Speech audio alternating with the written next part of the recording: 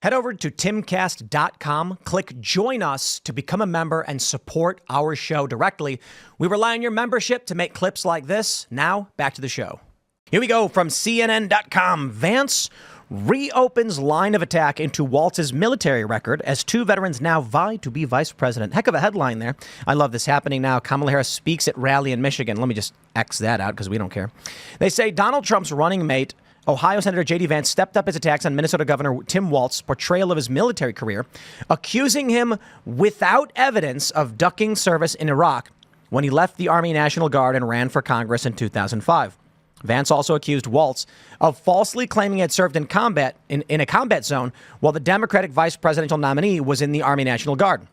While Walz retired 2 months before his unit received alert orders to deploy to Iraq, the attacks on Walz's military record are part of the race from both parties to define the relatively unknown governor. Okay, so I'll just pause there. If you get your news from CNN, I feel sorry for you. And that's why we highlight this first. I have got so much evidence it is going to make your head spin. How about this first one from Jack Posobiec? This is an article from 2005, a press release. Walz still planning to run for Congress despite possible call to duty in Iraq for immediate release, March 20th, 2005. They knew in advance.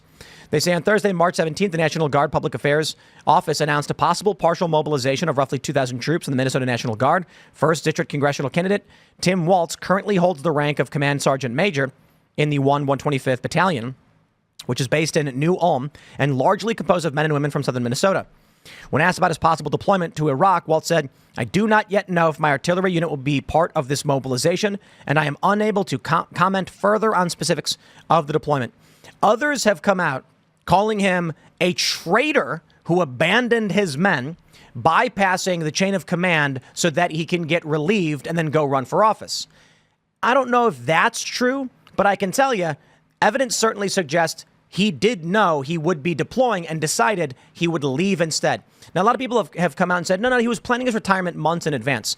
That's true. However, many commenters and many other veterans have stated that when deployment orders were in the pipelines, many of them stalled their plans to intentionally serve their country, knowing they would need to be deployed. Tim Walz is being criticized for not doing that, for deciding to leave.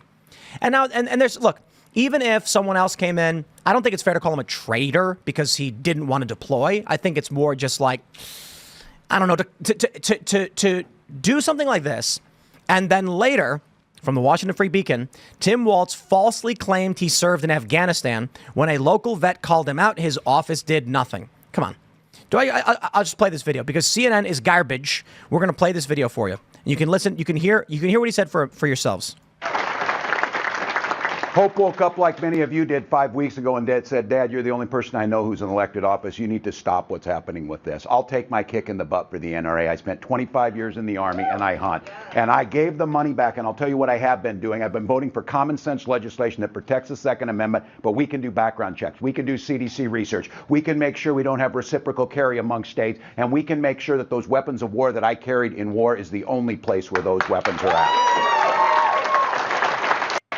You heard it. He said he carried weapons of war in war.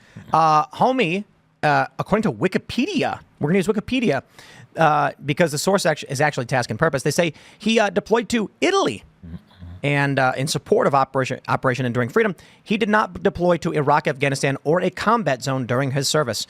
So what do you guys think? Is that stolen valor? At least it's not legally stolen valor, but many people are calling it stolen valor. It's definitely implied valor at the very least, right? It's pathetic. It's pathetic is what it is. He's trying to run for office under false pretense. He's trying to say he's a veteran. He fought in a war. He did all these great things. What did he do in Italy? With sip cappuccinos with bombs going overhead? It wasn't World War II. No, you didn't see combat, so don't act like you saw combat. It's very simple.